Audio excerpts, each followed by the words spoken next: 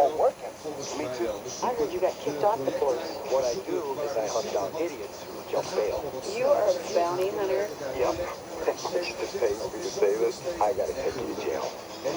I'm just gonna jump right into it and tell you that this is one of those movies that Hollywood just spreads its ass, shits out a turd, and they have managed to sell it because they carved the name of a famous actor or actress in it. We always say probably Jennifer Aniston. Well, but let's also be honest about the fact that, like, Jennifer Aniston's name does not carry the weight that on a turd it does. I mean, it's yeah, it's true. I mean, it's bordered on a who cares. And then with Gerard Butler, seems new to the scene to have a name that carries weight. The guy has, like I said, I think he like picks his movies by like dartboard. He certainly has put thought into it. I think at this point, if they had actually put Dog the Bounty Hunter in his name, well, you make him a bounty hunter, you think he would have like some actual bounty hunter stuff? Just throw it in there to make it somewhat interesting. Oh wait, this movie has nothing interesting. That would have been inconsistent. I noticed that came in really calm and then it fuck this movie. And this movie pissed me off for a little while, and then it just kind of, I don't know, it just made me loopy to where I was cracking up at nothing in the film. You should have seen it. You should have been me. I was sitting back there with probably like a horrible, just a scowl etched into my face, and on either side of me, these two guys are shaking, laughing, and like they're rocking in their seats and grabbing the rail in front of them and shaking it and making little scary noises. And I'm like, what the hell? They can't actually like this movie. No, they don't. They are. I was just, it was excruciating. I mean, I tried to sleep just to get out of it. I wasn't even tired. I was like, I mentally could not. I was another, if that movie had been another 30 minutes, they would have found me like the girl in the beginning. Yeah, well, all of us. Well, you should have seen it. I was sitting up there just laughing deliriously. You were sitting up there just staring, and you just had your head in your hands like somebody died, or you just like caught a concentration camp or something. You look pitiful. That's really how I felt. I mean, I'm like, you know what? I wish this movie was stupid. Just zany stupid in a way that I don't like. Because at least would have done something. But it would have had a pulse for it. That's what I mean. Like nothing's going on. And I'm just kind of like, I'm mad at y'all. Not you guys, but still listeners. I thought, what the fuck you want? I tell you about this movie. I mean, we see that kind of shit all the time. I don't know what to tell you at this point. Except this shit is the kind of filmmaking that I absolutely hate. I was mad at you. I turned to Corey and went, fuck you for making me into a film. And I got up and looked at you and I said, hey, baby, you in the game before you got into it. I mean, really? Yeah. This is the most cynical, bland form of Hollywood filmmaking that you can get. They take the soundtrack, they take a disc of pre-recorded music that they've had lying around for 2 decades, and slap it onto this film. They're not playing that. They're just putting on the latest pop songs on the top 20 of the Billboard charts. You got these guys who have nothing to do. There's no plot. The movie's just an excuse for them to fight, bicker to the whole thing. Except when it works in other movies here, not only do you not believe that these two people are married, so there's no chemistry between them, but you hate them. I mean, they're the kind of people that see people on. They steal cars, they steal pedicabs, they tear up property at hotels, and most of all, they don't tip. Yeah, there's more chemistry going on at Bible school, seriously. It's just like there's nothing. It's almost like they weren't even in the same room together, They wouldn't even look at each other. Rarely does the camera even show them in the same shot when they're talking to each other. Like, what? I get the feeling those actors. You know what? I was just thinking that myself. Like they hated each other, and every day it was just, let's get through this. Because they and the premise is okay, they're exes and they can't stand each other. They make each other crazy. And yet we never show why. It's like they argue just because there's nothing else to do. Like they're just such nothings of personality. And like, well, we'll just yell and that'll make us feel like something. They came up with this plot just so that they could get a name actor to it. They said, you know what? I don't know what Hollywood does. This is a movie that's so cheap it'll make money except for the actors that we have to pay. It's a tax write-off. This is kind of film that makes stupid people feel smart because it's so predictable. I don't know why it's made, but this is how this is made. They go like, okay, Sandra Bullock, Jennifer Aniston, Jennifer Lopez, these are our romantic women lead. They get women into the theater. Now all we got to do is spin the wheel of leading men and get somebody in here. Gerard Butler's agent says, okay, look, you get good at 300. Now we want to make you a leading man. So to do this, we got to have you in some romantic comedy, which is all he's been doing lately. And this is his name came up. His agent fought for him and got him in this. And it could have been anybody in that role. And they got to put him in a role where he has to take his shirt off. He plays a downer out in the movie. He finds out that his ex-wife is his next target. I mean, it's almost devastating. He wants to do it because he wants revenge on his ex. Because this woman he can get. He can see it's like a real bitch. However, she's caught up in something bigger, so while he's going after her, there's some real dangerous guys chasing both of them. And really, goddamn, he gives a shit after a while. Well, when you say it like that, it sounds like it could be something. I know I've seen movies with a similar plot before that did work. It's just that, like, this big story that she's after, she's playing Lois Lane, from Lois Lane School of Journalism, where they way overpay their journalists. She's wearing clothes she could never afford. And lives in an apartment she could never afford. And she walks around, her whole style of journalism is to just wear tight skirts, really high heels, and find some schmo on the streets to do all the work for her. But the story, when it comes down to it, it's like, it's not that big of a story. I'm sorry. No, it really isn't. And there's not enough to go on for her to be as excited about who she is. In fact, the story has that part of it. Like the actual, I suppose there's a plot going on there. I mean, did they ever even say what the actual crime was that had been committed? Because I don't think they did. And there's a point. See, I didn't actually fall asleep. I was in too much physical pain to fall asleep at that point. It was like a Tuesday, so when you go away, you fall into dreamland. There was a point that they're chasing down this character, right, that they just kind of stumble upon anyway. It was like running from, oh God, and they catch him. Where do you go? Where do you go? And they're having to torture him to get the information out. And nothing. He's just a carrier of a furniture and some shit at the club who happens to know where this other guy works. And here's how the movie plays out. Here's how the movie plays out. When they're on that golf course, what happens next? Of course, you get a wacky chase scene with a golf cart. Jennifer Aniston running after people in a golf cart, and they fall into a pond. Somebody's got to run in front of a bunch of people hitting golf balls who, of course, don't look up before they hit their golf And then ball. we'll stop swinging. Well, that's because they're a bunch of country club assholes. Who couldn't be bothered. No. It wasn't a black man running the golf. No, it was worse. It was Gerard Butler. That's the heck that's what they're like. This is Gerard Butler. I mean, if you get the right people together, and maybe someone who like says, okay, I know this is bullshit, but I'm going to try to make something out of this plot. You could actually have something that's funny, because nobody cares. We've seen everything before. We're not trying to like talk about this movie because it's just so trite. But really, you can't tell what's happening. And really, they are trying to fill space, and they're filling the space with shit that is just not funny. I get the feeling that Jennifer Aniston knew exactly what she was doing. She was like, look, I know I'm fine. There's a lot of people come see me no matter what. I'm getting some money. I think Gerard Butler was one to come on the set trying to make something out of this shit. She's like, would you just settle down, okay? You realize you are some bullshit?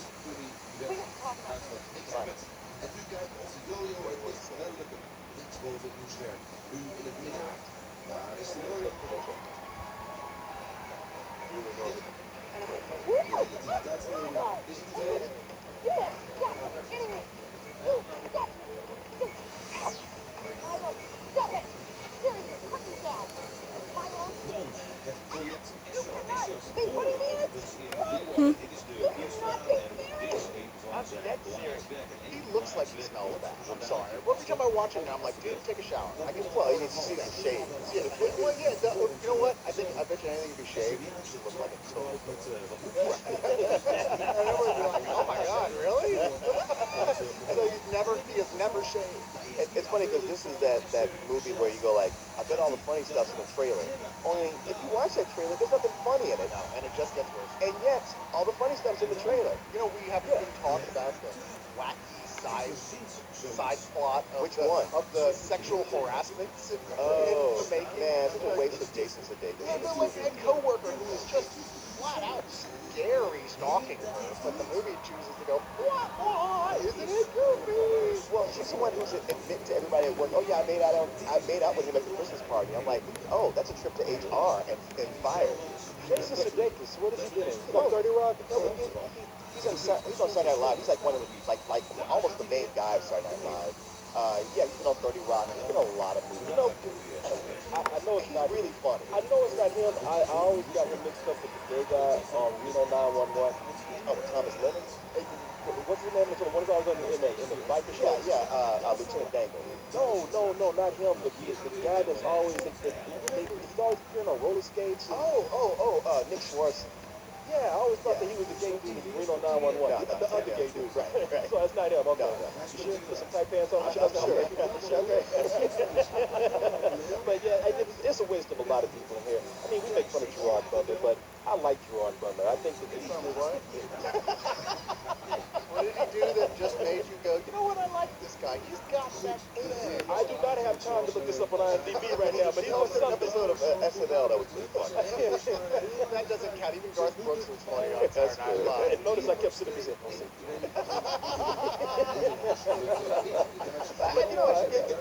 But you bring up a good point because Gerard Butler is still carrying that for 300. You'll go like, oh yeah, I like that guy. I like that guy. But if you hold him down and say like, from what? They're gonna all go, And even in 300, it wasn't even really him. No, I mean, no, it was it was all like he was CGI. CG'd. Yeah. Even his muscles were CG'd. yeah. You know, I mean, come on. Really, you watched, that's when you think about 300, what you liked about it. You go, oh yeah, Gerard Butler all the way. He carried that film. No, he No, didn't. he didn't. That's not why you liked that movie. You liked it because you... wait, come on. He did great voice acting in Tales of the Black Trader. You know? Is that all you got? Yes. I'm not gonna say Nims Island or P.S. I love you. Was that him in How to Train Your Dragon? You looking on IMDb. Yes, it was. Okay, Porno? he's good in that. Is he a dragon? Because he looks like a dragon in real life. No, he's the main Viking. Okay. All right. No, okay. No, but see, there you go. All right. When he's doing cartoons. See, if we get the Gerard Butler Saturday morning cartoon show, then we love this guy. Nah, he's let me just say this. What a talented performer Gerard Butler plausibly is. I do think I can the kid's got foxy. I can tell that now. He's got potential and he's gonna do something great. You laugh now, but you just wait. You just wait. I'm waiting. I've been waiting. And look, Jennifer Aniston, I had seen Jarrell, but she looks high. If nothing else, I was scared I asked her about most of the movie. Yes, you know what? A movie like this makes you sexist, okay? Because when there's nothing else going on, you're gonna look at a chick's tits and ass. Probably the reason. See, you can't even say it. You're thinking about that ass right now. You're staring at her ass so much because the camera was pumping at the time. I mean, they really went out of their way to go look how sexy she is. I love the fact that she gets into a. This is the thing about her character though. She's not even sexy on one level because you're going, yeah, she's hot, and then she acts like such a cunt. All that you're just like, wow. I'm sorry, she's the very definition of one in this movie. I'm like, what are we supposed to like about this girl? She's the part she gets into a pedicab and tells the guy, oh, I don't actually have any money. Do you mind just give me the ride anyway? He's like, yeah, you know what? Why don't you just flash me your tits and we'll call it even. Okay, maybe kind of a douche thing to say, but it was kind of a douche thing to get into a pedicab without money. Steals his pedicab. Yeah, you wonder why she's wanted by the law. Because the bitch steals everything she comes across. It's like both of them steal. Why is he a bounty hunter? He's also the worst fucking bounty hunter out there. I can see why he's in the movie. They say he was fired as a cop. He's like, yeah, I can see why. Because he's a bungler. He goes after a guy in the middle of a parade on stilts who's in an Uncle Sam costume. He's like, you couldn't wait for the parade to be over? I know. Well, I will say this. If I'm going to give this movie any credit, if keep on doing this. Like they say, he was a cop and he got fired off his job for negligence. And they don't wrap it back around to where he got framed and somebody else set him up as really a good guy. I think they just forgot. Like I said, they never even explained the crime itself. Oh, yeah. The core, plot thing of the movie, other than, will they get back together? Well, duh. They never even explained what the crime was. Really, okay, so why didn't we even watch that freaking movie? It's something that'll be haunting me till the day I die. I can't All I take it. need is 2 more hours. Shouldn't have gone to see that fucking movie. Who was the Bookies movie? The woman, who was the, her name's Kathy. She's very familiar. Because she was the girlfriend in Raging Bull. yeah. Damn, I cannot remember her name. She is. Oh, yeah. Dude, that was 35 years ago. I know, she was like a raging bull now. You wouldn't do it? I didn't say that, but I'm just saying. Having actually had sex with the bull.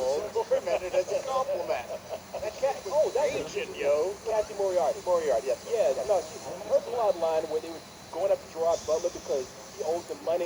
At the end of the movie, it was almost like the director and the writers themselves said, you know what, this is enough bullshit. It's not, we don't worry about that plot anymore. Well, I think that when you owe bookies several $1,000s, there comes a point when you haven't paid it back and they go like, oh, well. Yeah, that's what happens. That's another thing. It's like, okay, like these guys aren't even evil bookies, really. They're being pretty reasonable as bookies. Oh, right. And Gerard Butler's attitude about the whole thing is like, why would I pay you back? Because you're a scumbag bookie. Why should I pay you? You're both you asshole. Yeah, what do you think was going to happen when you borrow money from somebody? But then they say like 2 months went by and he made no payments at all. That's what I'm saying. He sucks at whatever he does. I mean, and plus he breaking the law himself. Damn, that camera was all over this man. Oh yeah, and it almost gave her a hypolonic. That shit was so far up there. We almost saw her colon. That camera was so far up her ass. But which, hey, look, it was hot though. I mean, Jennifer Aniston is. I wonder why she's doing this. I mean, she is above this shit like this. Is she anymore though? I mean, really, she makes bad choices. Yeah, that's true. The other alternative is for her to be on Cougar Town. So that wouldn't be a step up either. Yeah, I guess you take off the cover of People magazine off the set of Free, and she just lost as a motherfucker. I don't know what. I do like how all our movies are about how guys are breaking up with her. Movies and in real life, you just can't keep a man. Hey, is she trying to say something? And I have to say, this movie, you can tell how safe this movie's trying to be. And what I mean by safe, I mean shitty. I mean, it's one of those scripts. Yeah, well, because it is one of those scripts where they're just saying, we know that this is trash, but it's the trash that a lot of people don't like because, like I said, it makes people feel smart. Or it's just an easy laugh. I mean, like some people go see these movies because they already want to know what's going to happen. They want to go into it with the expectation of how it's going to play out. Because, yeah, as you said, it feels safe that way. There's not any surprises. They can go through. Yeah, it's the same reason people like sitcoms for so long. Sure. The old school. It's the same episode every goddamn week, and on Three's Company, but people still tune in every week. I know I did when I was 12. I mean, yeah. And you know something? You're right about that, and it does that to the point where, you know what? For the people who are responsible for bullshit like this, that 60-year-old grandmother, the one decent thing I can say about this movie is, baby, it's safe for you. I mean, it's violent, but no one is killed in a violent way. All the mob violence and the crime violence is comic. I mean, they do not want to kill anyone in this movie because they want they want as many people, the lowest common denominator, people come see this audience, come see this, not be offended. Tell the people like, oh yeah, you can bring anybody to this because it won't be that. They'll say, oh, it was fun. It also teaches you that if your husband used to like throw you to the ground or lock you in a trunk, he just did it because he loved you. Yeah. Don't see him as a bad guy. Yeah, I really hate the movie. Yeah, I really hate the message this movie sending out because it makes it seem like, oh, you know, if I want to abuse my wife, I just become a bounty hunter. Oh, yeah, I got a safe outlet right here. Well, she does actually have to jump bail first. That's kind of important. She can't just go around bail. Yeah. She can't go around throwing her in. I'm a bounty hunter now, bitch, and throw her in the trunk, but she didn't actually do anything. I mean, that's all you gotta do. Can't you see that? I mean, it's sad. I can see the husband showing up at the precinct, you know, with a black eye, tooth missing, bloody lip. She tried to run. She tried to jump bail. No, I just shut up. But man, I mean, really, I feel kind of stupid even going on so long for this. People who's going to see this movie, they're going to see it and they're going to have a good time. And nothing we can say is going to change that for you. You're going to like it because it's just that kind of movie. Well, I hope the theater catches on fire while those people are watching this movie. And Lee ought to be there with chains locking the doors. I'm sorry, but I'm doing this for the greater good of humanity. But wow, Maybe if that happens all across the country, all across Texas at least, you get some textbooks that are historically accurate. But other than that, yeah. But if you have any appreciation for film whatsoever, you appreciate things like the plot, the story devices that make sense, good acting, anything. You're gonna look at this and say, this is trash. We saw a woman come out tonight who I know just by looking at her, she's the kind of woman to go see these kind of movies to come out and be like, oh, that was cute. She came out and said, that was the big stinky. Oh, yeah. That really still stinks out here. But that's the thing, though, is that's where I disagree with you, because that woman and several other people I saw come out are totally the target audience for this movie, and usually like these kind of things, didn't really like it. Because they're not, there are a lot of things, they're not complete idiots. They can tell when these two actors don't even like being on screen together, and there was nothing there to enjoy. And you know what, you're right. This might be that rare film that comes out every now and then where thank his for that audience, and even that audience don't discriminate against anything and comes out and says that was some shitty shit. I don't think it's all that rare. I think it happens quite a bit.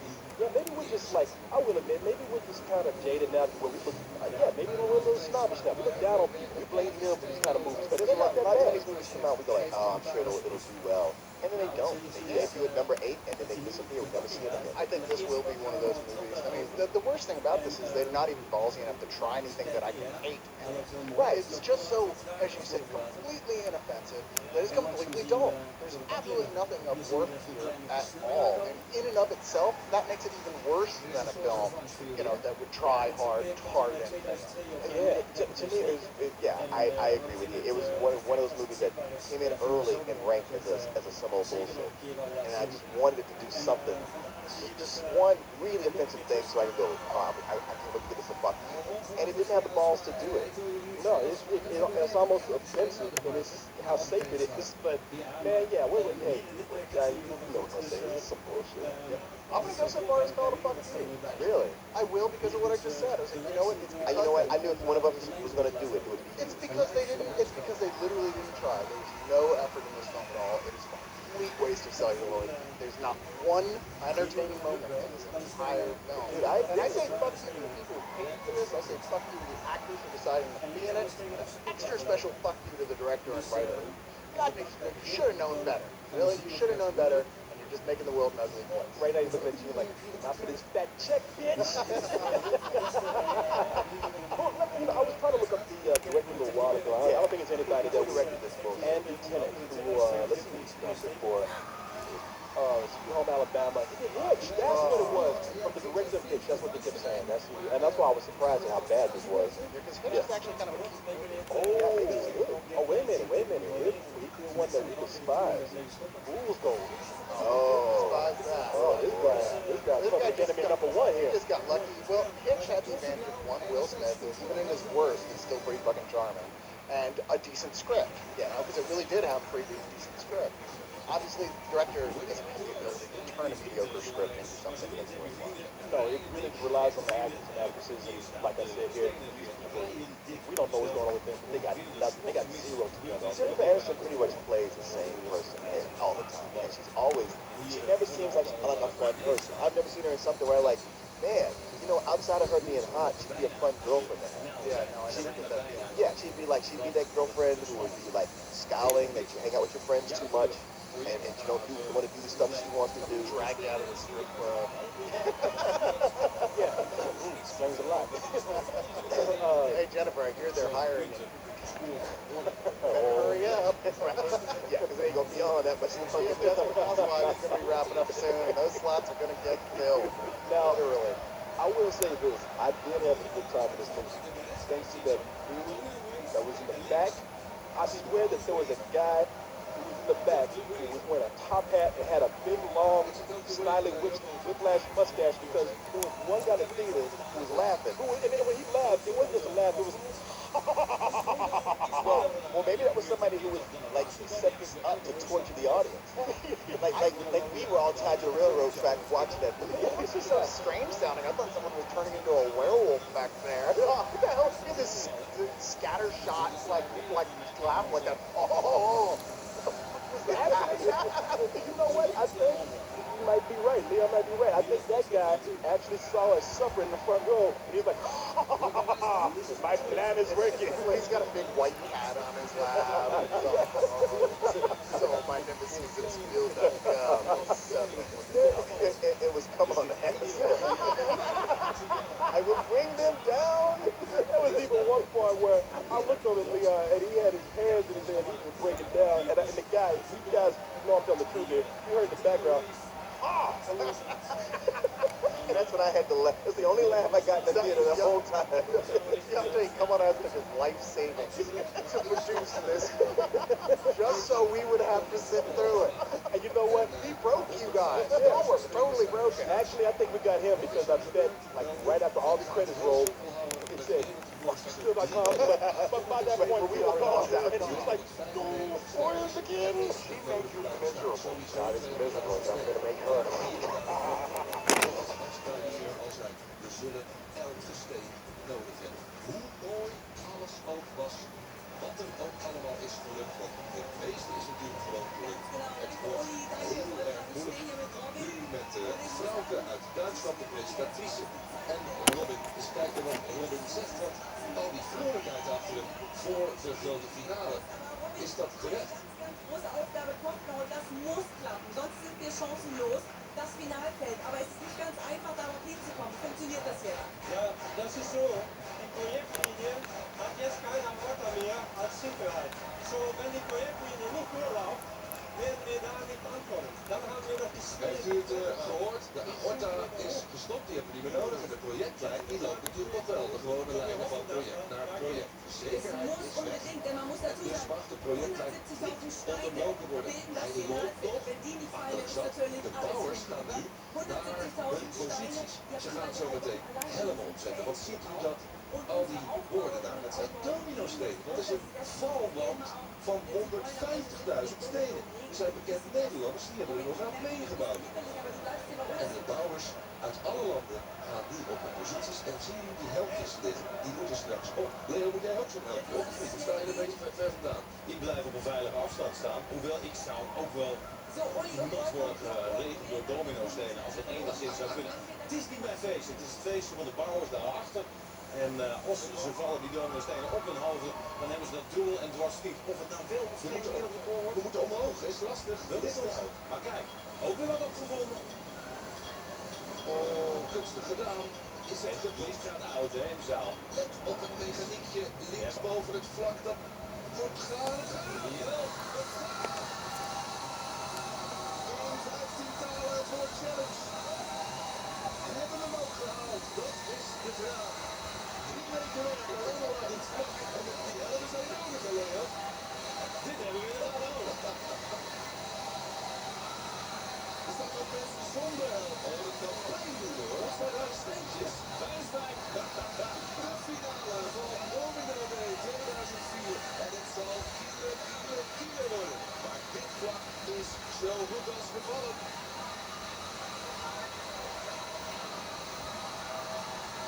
150.000 jakjes.